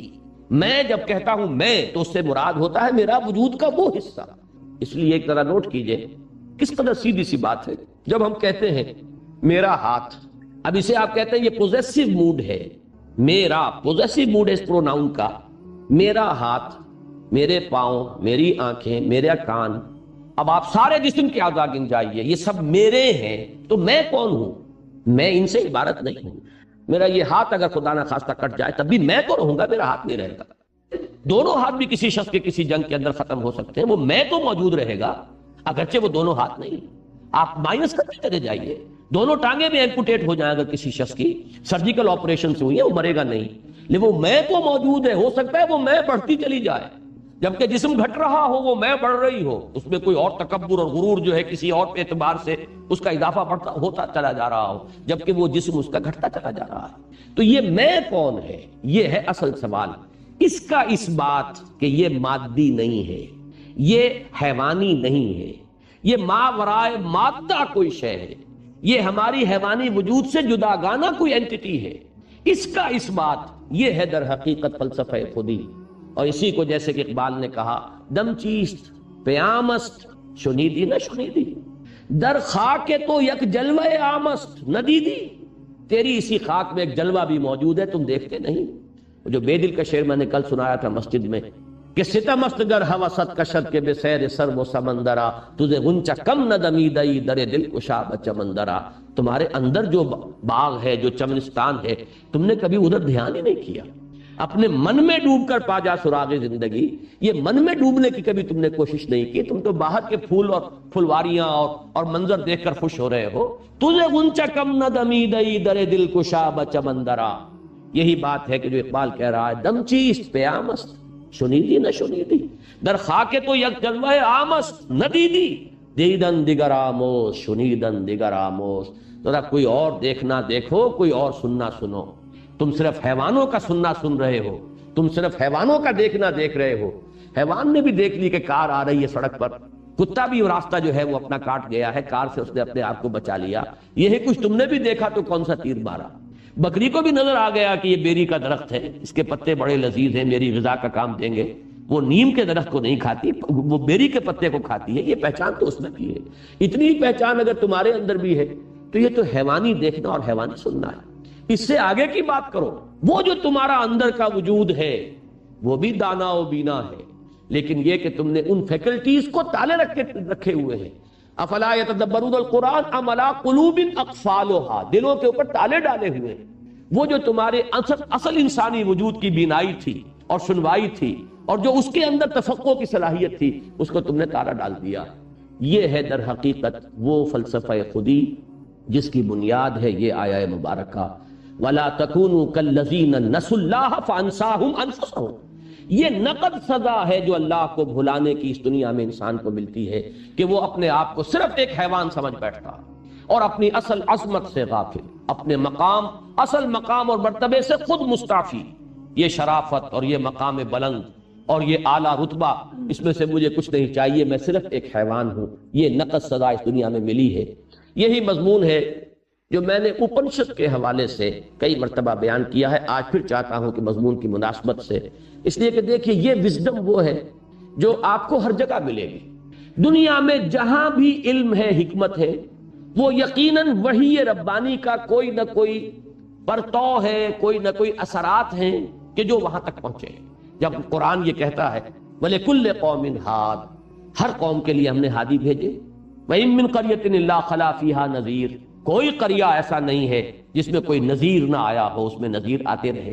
تو ہر دور میں ہر جگہ پر اب ان کی تعلیمات کو بس کر دیا گیا، اس میں بہت سی سچائیوں کے ساتھ جھوٹی باتیں بھی داخل کر دی گئی۔ اب اس کے دو چیزیں تو ہمارے سامنے موجود ہیں، عیسائیت اور یہودیت، یہ نمونے ہیں۔ اگر ان کی موجودہ تعلیمات کو دیکھیں تو باور کرنا مشکل ہو جاتا ہے کہ حضرت مسیح علیہ السلام اللہ کے نبی ہوں گے یا اللہ کے رسول ہو سکتے ہیں۔ یہ تو قرآن نے آ کے حقیقت بیان کی، تب ہمارے سامنے بات واضح ہوئی۔ تو دنیا میں یہ حکمت جہاں کہیں بھی ہے، جیسے اقبال نے اس دور کی حکمت کے بارے میں کہا ہے کہ ہر کو جا بینی جہان رنگ و بو، زاں کیا خاکش درو یا دارزو، یاد نور مصطفیٰ اورا بہاست، یا ہنوز اندر تلاش مصطفیٰست۔ تو جس طرح اس دور میں جتنی بھی سچائیاں جو ہے نوع انسانی نے دریافت کی ہیں، یا تو بالواسطہ وہ نبی اکرم صلی اللہ علیہ وسلم کی تعلیمات کے اثرات ہیں، یا بلا واسطہ حضور ہی سے اخذ کیے گئے۔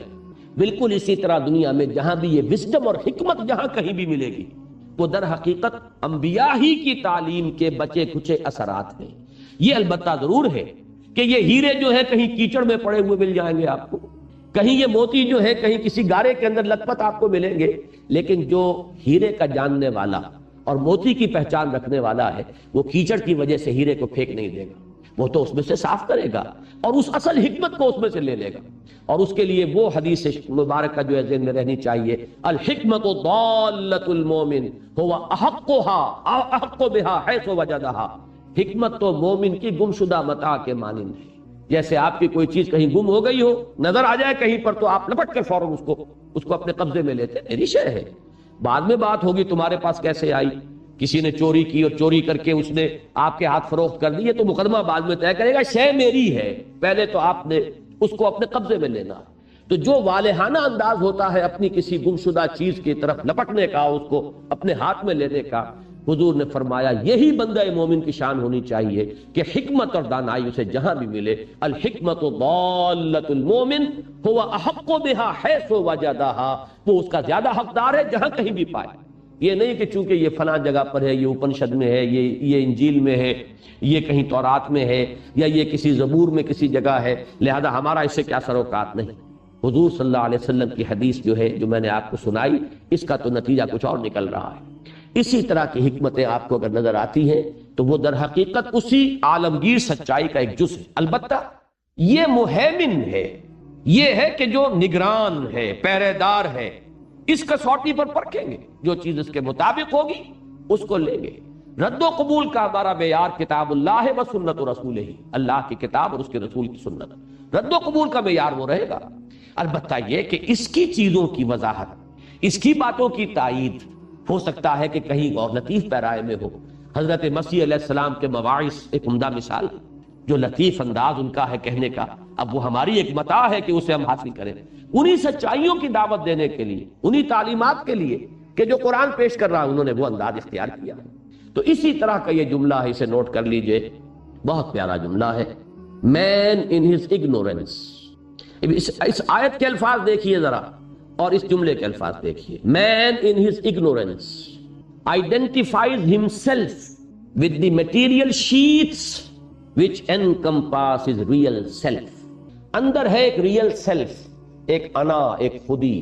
وہاں تو اشعار میں تو اقبال نے اسے نقطۂ نوری بھی کہا، اور جو ایک ذوق تجلی سے تعبیر کیا، لیکچرز میں وہ اسے کہتے ہیں انائے صغیر، ایک انائے کبیر ہے، the big I am، وہ اللہ ہے۔ یہ big I am کے الفاظ بھی اقبال نے استعمال کیے ہیں، بڑے عجیب ہیں اور بڑا میرے قلب پر ان کا اثر ہے۔ اور جب بھی یہ الفاظ ذہن میں آتے ہیں، سورہ طٰہٰ کے وہ الفاظ بھی آ جاتے ہیں، اننی انا اللہ لا الہ الا انا فاعبدنی واقم الصلاۃ لذکری۔ جتنی انانیت اس آیہ مبارکہ میں ہے، وہ شاید قرآن مجید کے کسی اور مقام پہ نہ ہو۔ جس طرح اس انا کو دہرا کر، اننی انا اللہ لا الہ الا انا فاعبدنی واقم الصلاۃ لذکری، یہ ہے انائے کبیر، the big I am، اور ایک ہے یہ انائے صغیر، یہ جو میں کہتا ہوں میں، یہ میری انا، یہ میری سیلف، یہ میری خودی، یہ میں کیا ہوں۔ یہ در حقیقت وہ جو میں تفصیل سے بیان کر چکا ہوں جمعے کی تقاریر میں، یہ وہ روح ربانی جس کی نسبت ہے ذات باری تعالیٰ کی طرف، وَنَفَخْتُ فِيهِ مِن رُوحِي، وہ ہے میری اصل حقیقت، وہ ہوں اصل میں، اس کو میں بھول جاتا، مجھے تن یاد رہ جاتا ہے۔ اقبال نے کیا خوب کہا ہے کہ رقص تن در گردش آرا خاک را، اور رقص جاں برہم زنت افلاک را۔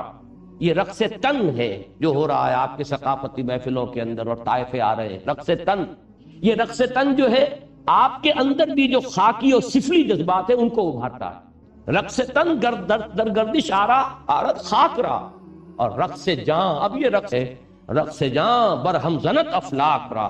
یہ جب روح وجد میں آتی ہے، جب اس کے اندر وہ کیفیت پیدا ہوتی ہے، اس میں وہ شعور ابھرتا ہے، اس کے اندر وہ خود شعوری جسے اقبال کہتا ہے، سیلف کانشسنس.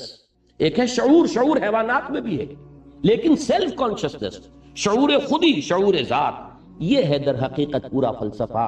اور اس کا اثبات، اس کو ثابت کرنا، یہ ہے علامہ اقبال کا وہ فلسفہ جو در حقیقت توڑ ہے، جو اس دور کا سب سے بڑا ہے فکر پر اور دینی عقائد اور دینی بنیادوں کو اور روحانی تصورات کو جس کی جڑیں ہلا کر رکھ دی ہیں. اس کا جواب ہے اس علامہ اقبال کے فلسفہ خودی سے، جس کو کہ میں نے ابھی عرض کیا کہ سیلف سے، خودی سے تعبیر کیا، دی بگ آئی ایم. تو اس جملے کو پھر سن لیجئے، man in his ignorance identifies himself with the material sheets. وہ انا ہے اور اس کے گرد یہ مادے کے غلاف ہیں. پہلا مادہ غلاف میرا جسم کا ہے، اگلا مادی غلاف میرے یہ کپڑے ہیں، پھر اس سے آگے مادی غلاف مکان ہے. یہ مادی غلاف ہے، تہ پر تہ. اس کے اندر ہے ایک حقیقت کبریٰ، وہ حقیقت ہے وہ ہوں میں.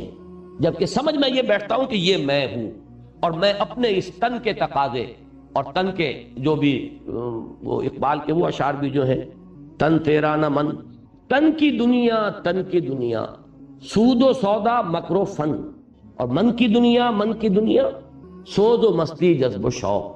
بہرحال وہ اشعار مجھے پوری طرح یاد نہیں ہے. یہ میں نے آج اصل میں تمہید بیان کی ہے کہ اس فلسفے کی میرے نزدیک اہمیت کیا ہے، اور اس فلسفے کا مبدا قرآن مجید میں یہ ہے. اب صرف ایک بات آپ سے عرض کر کے آج کی بات ہم ختم کر دیں گے. یہ بات ہمارے سابق مفسرین کے سامنے کیوں نہیں آئی؟ اس میں اصولی طور پر ایک بات جان لیجئے، یہ میرا نقطہ نظر ہے، میں اس پر عامل ہوں اور اس پر میں علی وجہ البصیرت قائم ہوں. دین کے معاملے میں جہاں تک عمل کا تعلق ہے، احکام کا تعلق ہے، ہمیں پیچھے سے پیچھے جانا چاہیے، یہاں تک کہ محمد الرسول اللہ صلی اللہ علیہ وسلم. اس لیے کہ دین کا عملی پہلو جو ہے اس کا منبع اور سرچشمہ قرآن مجید اور پھر سنت رسول صلی اللہ علیہ وسلم، اور سنت رسول سے آگے ما انا علیہ واصحابی، جس پر میرا عمل ہے اور میرے اصحاب کا، صحابہ کا. اس کے بعد تابعین، تبع تابعین، جتنا پیچھے جا سکتے ہو اتنا پیچھے جائیے. اس میں آگے جانے کا کوئی امکان نہیں ہے. عمل کے معاملے میں جتنا پیچھے، وہ اقبال کا شعر یاد آیا، اخلاص عمل مانگ نیاگان کہن سے، شاہاں چے عجب گرب نوازند گدارا. یہ عمل کا اخلاص بھی ملے گا تو وہاں سے، اسلاف سے، اور صحیح کھرا عمل جس میں کوئی کھوٹ شامل نہ ہو. میرے نزدیک فقہا، یہ ہمارے ہاں اصطلاح استعمال ہوتی ہے، فقہائے متقدمین اور فقہائے متاخرین. ہماری اس وقت جو فقہ چل رہی ہے وہ اکثر و بیشتر متاخرین کے فتاوی پر ہے. یہ سب جو فتاوی عالمگیری ہیں اور دوسرے فتاوی ہیں، یہ متاخرین علماء کے فتاوی ہیں.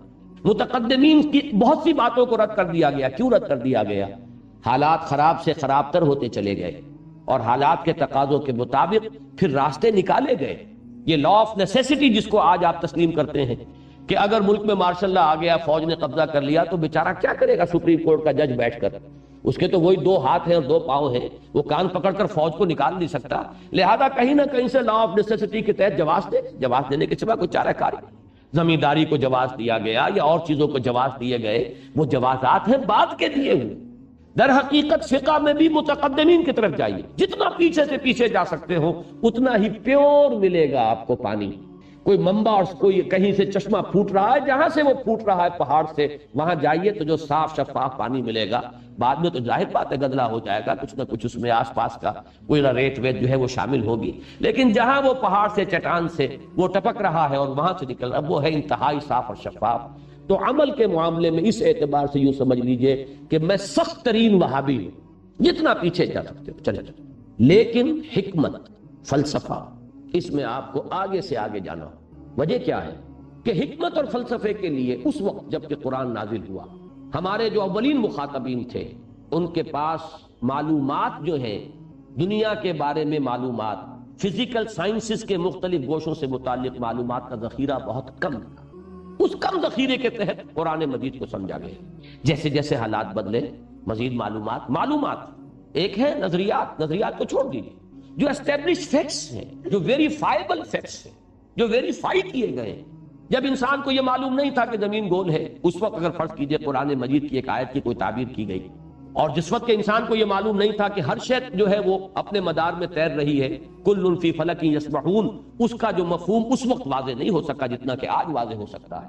تو جیسے جیسے یہ معلومات پڑھ رہی ہیں، مختلف فزیکل سائنسز کے میدان میں جتنا مواد جمع ہو رہا ہے، آپ کو ان سب کو انکارپوریٹ کرنا ہوگا اس حکمت میں کہ جو آپ اس دور میں پیش کرنا چاہتے ہیں۔ اسلامی عقائد کے فنڈامنٹلز کو برقرار رکھتے ہوئے اس حکمت کو انکارپوریٹ کرنا لازم ہے، نہیں کریں گے تو اپنے پاؤں پر کلہاڑی ماریں گے۔ وہ تھاٹ جو ہے، وہ تھاٹ اس دور میں قابل قبول نہیں ہوگا، اس دور کے اذہان کے اندر اترے گا ہی نہیں۔ یہ ہے اصل میں وہ ضرورت جس کی وجہ سے میں نے کہا تھا اس دور میں جو مذہبی فکر ہمیں درکار ہے، فکر، علم نہیں۔ علم تو وہی ہے جو وہاں سے ملے گا۔ اس لفظ کے کیا معنی ہے، یہ حدیث صحیح ہے کہ نہیں ہے، اس کے راویوں کا کیا معاملہ ہے، یہ کہاں سے ہم لے آئیں گے؟ تو وہیں سے لیں گے، یہ تو کون سے ملے گا ہمیں؟ لیکن جو فکر کا معاملہ ہے اس میں ارتقاء کو جاری رکھنا بہت ضروری ہے۔ اور علامہ اقبال کی ریکنسٹرکشن اگر ان دنوں میں آپ جا کر اٹھائیں تو اس کا جو پریمبل ہے، مقدمہ، اسی میں یہ ہے کہ ہمارا اصل کام یہ ہے کہ ہم فکر انسانی کے ارتقاء کا طالب علمانہ مطالعہ کرتے رہیں اور غور و فکر کو جاری رکھیں۔ اور ہو سکتا ہے کہ جو خیالات میں نے اس کتاب میں ظاہر کیے ہیں، وقت گزرنے کے ساتھ اس سے بہتر اور مور ساؤنڈ خیالات ظاہر کیے جائیں۔ ہمارا کام یہ ہے کہ طالب علمانہ انداز میں غور و فکر کی عمل کو جاری رکھیں۔ تو یہ بات میں نے بنیادی طور پر بتائی۔ اب ظاہر بات ہے جب قرآن نازل ہوا اور ہمارے اکثر مفسرین اس وقت تک اگرچہ جیسا کہ میں نے عرض کیا کچھ نہ کچھ نظریہ ارتقاء کے جراثیم آ چکے تھے، ابن مسکوے کے ہاں ہے، مولانا روم کے ہاں ہے، لیکن اس سب کے باوجود ایک بات ذہن میں قائم رہی ہے، انسان کا ایک خاص مقام، انسان کی ایک خاص حیثیت، روح انسانی کا ایک خاص رتبہ، انسان کا مسجود ملائک ہونا، انسان کا وحی کا محبت بننا، وہی خداوندی کو ریسیو کرنا، یہ ساری چیزیں مقام انسانیت جو ہے وہ کبھی تھریٹن نہیں ہوا، جس طریقے سے کہ آج آ کر تھریٹن ہوا ہے کہ حیوانیت کی آلٹر پر آ کر آپ نے انسانیت کو قربان کر دیا۔ اب نری انسان حیوانیت کی حیوانیت رہ گئی ہے، انسانیت کا کوئی شرف اور کوئی اس کا اعلیٰ رتبہ جو ہے وہ باقی نہیں رہا۔ آج کے دور میں اب تلاش کرنا پڑے گا، نگاہیں جو ہیں خوب گہرائی میں اتار کر قرآن مجید سے حقیقت انسان کو کھود کر نکالنا ہوگا، جس کی کہ اس وقت چندہ ضرورت نہیں تھی۔ ایک چیز جو ویسے ہی حاصل ہے، اس کو کہتے ہیں منطق میں تحصیل حاصل، یہ پہلے ہی سے لوگوں کے ذہنوں میں موجود ہے، کوئی اشکالات اس کے بارے میں ہے ہی نہیں۔ لہذا جہاں اس کا تریاق تھا اس غلط فلسفے کا جو آج پیدا ہو رہا ہے، اس وقت ان کی نگاہ اس کے اوپر نہیں جم سکتی تھی۔ یہ ہے در حقیقت وہ وجہ کہ جس کی بنا پر اس آیہ مبارکہ کا مطلب یہی لیا گیا صرف کہ وَلَا تَكُونُوا كَالَّذِينَ نَسُوا اللَّهَ فَأَنسَاهُمْ أَنفُسَهُمْ، کہ اس کے معنی یہ ہے ان لوگوں کے مانند نہ ہو جانا جنہوں نے اللہ کو بھلا دیا تو اللہ نے انہیں اپنے حقیقی نفع و نقصان سے بے خبر کر دیا۔ اب انہیں یہ یاد نہیں رہا ہے کہ میرا اصل نفع آخرت کا نفع ہے، اصل نقصان آخرت کا نقصان ہے۔ یہ مفہوم بھی درست ہے، غلط ہم اسے نہیں کہہ رہے، بلکہ یہ کہ جیسا کہ میں نے عرض کیا نگینے کی طریقے سے یہ مفہوم جڑا ہوا ہے۔ آیت سابقہ اور آیت لاحقہ جو بعد میں آ رہی ہے اس کے ساتھ، اس کے درمیان میں کہ وَلَا تَكُونُوا كَالَّذِينَ نَسُوا اللَّهَ فَأَنسَاهُمْ أَنفُسَهُمْ أُولَٰئِكَ هُمُ الْفَاسِقُونَ لَا يَسْتَوِي أَصْحَابُ النَّارِ وَأَصْحَابُ الْجَنَّةِ أَصْحَابُ الْجَنَّةِ هُمُ الْفَائِزُونَ۔ اس اعتبار سے میں نے اس مفہوم کو غلط نہیں کہا، صحیح ہے، اور وہ بالکل اس سیاق و سباق میں بھی فٹ ہے، لیکن یہیں پر گہرائی میں ذرا یہاں پر نظر جما دیجئے، مائکروسکوپ کو فوکس کر دیجئے، غور و فکر کیجئے، تو بالکل اس انداز میں وہ واقعہ جو مشہور ہے کہ امام شافعی رحمہ اللہ نے 300 مرتبہ قرآن کو پڑھا۔ وہ اجماع جو ہے اس کے لیے قرآن مجید سے دلیل چاہتے تھے کہ قانون اسلامی کا منبع اول قرآن حکیم، منبع ثانی حدیث رسول، سنت رسول، منبع ثالث قیاس، منبع رابع اجماع۔ اجماع کے لیے کوئی دلیل قرآن سے، کہتے 300 مرتبہ قرآن پڑھا، انہیں کوئی دلیل نہیں ملی۔ 301ویں مرتبہ سورہ نساء کی آیت نمبر 115 پر نگاہ جم گئی، وَمَن يُشَاقِقِ الرَّسُولَ مِن بَعْدِ مَا تَبَيَّنَ لَهُ الْهُدَىٰ وَيَتَّبِعْ غَيْرَ سَبِيلِ الْمُؤْمِنِينَ نُوَلِّهِ مَا تَوَلَّىٰ وَنُصْلِهِ جَهَنَّمَ وَسَاءَتْ مَصِيرًا۔ جو شخص رسول کی مخالفت پر کمر بستہ رہا اس کے بعد بھی کہ اس کے پاس ہدایت آ گئی واضح شکل میں اور اس نے مسلمانوں کے راستے سے علیحدہ راستہ اختیار کیا، ہم اس کو اسی کے حوالے کر دیں گے جو اس نے اختیار کیا ہوگا اور پہنچا دیں گے جہنم میں، اور بہت ہی برا ٹھکانہ ہے۔ اب یہاں مسلمانوں کا راستہ غیر سبیل المومنین، سبیل المومنین خود گویا کہ ایک سند کے درجے میں بات آ گئی کہ یہ بھی ایک سند بنتی ہے، وہ چیز کہ جس پر مسلمانوں کا اجماع ہو جائے، مسلمانوں کا بحیثیت مجموعی جو ہے اتفاق رائے ہو جائے، اس کو بھی قرآن مجید ایک مستند شے سمجھ رہا ہے، مستند ہے ان کا فرمایا ہوا۔ اسی طرح مسلمانوں میں جو چیز مقبول عام ہو اور جو چیز کہ ان کے ہاں اجماع ہو جائے، جس پر یہ عوام کی بات نہیں ہے، اہل علم کی بات ہے، اس کو بھی ایک سند کا درجہ ہے۔ اب اس آیت میں انہیں وہ بات مل گئی جو 300 مرتبہ قرآن مجید اول سے آخر پڑھنے کے باوجود نہیں ملی۔ تو یہ معاملہ ایک شافعی کا ہو سکتا ہے اگر رحمہ اللہ، تو یہ معاملہ اس کو پھیلا لیجئے۔ ضروری نہیں ہے کہ ان معاملات میں جو ہمارے سابق مفسرین لکھ گئے ہیں بس اسی پر ہم اکتفا کریں، بلکہ ہمیں قرآن مجید میں یہ جو معدن ہیں ان کی گہرائی میں اتر کر یہاں سے وہ موتی اور ہیرے جو ہیں کھود کر نکالنے ہیں، جو اس دور کی جو گمراہیاں ہیں، جو اس دور میں ہمارے دین و ایمان کے لیے جو زہر ماحول میں سرایت کیے ہوئے ہیں، ان کے لیے تریاق کا کام دے سکیں۔ اور وہ ہے کام جو علامہ اقبال نے اس آیہ مبارکہ کی بنیاد پر کیا، وَلَا تَكُونُوا كَالَّذِينَ نَسُوا اللَّهَ فَأَنسَاهُمْ أَنفُسَهُمْ اولئک هم الفاسقون۔ جو اپنی عظمتی سے بے خبر ہو گیا اب وہ فاسق و فاجر ہی ہوگا، جس نے اپنے آپ کو حیوان ہی سمجھ لیا۔ دیکھیں کس خوبصورتی سے یہ اولئک هم الفاسقون، کس خوبصورتی سے بات بیٹھی۔ جب حیوان ہی اپنے آپ کو سمجھ بیٹھے تو حیوانی جبلتیں ہی تمہاری امام بن گئی، اب انہی کے پیچھے چلو گے۔ حیوانی تقاضا جو ابھرے ہاتھ جوڑ کر اس کو پورا کرو، یہی فسق ہے، یہی فجور ہے۔ پھر کہاں کا اخلاق اور کہاں کی حیا اور کہاں کی نیکی اور کہاں کا معروف اور کہاں کا منکر۔ اولئک هم الفاسقون۔ جب اپنی شرف انسانیت سے ہی خود مستعفی ہو گئے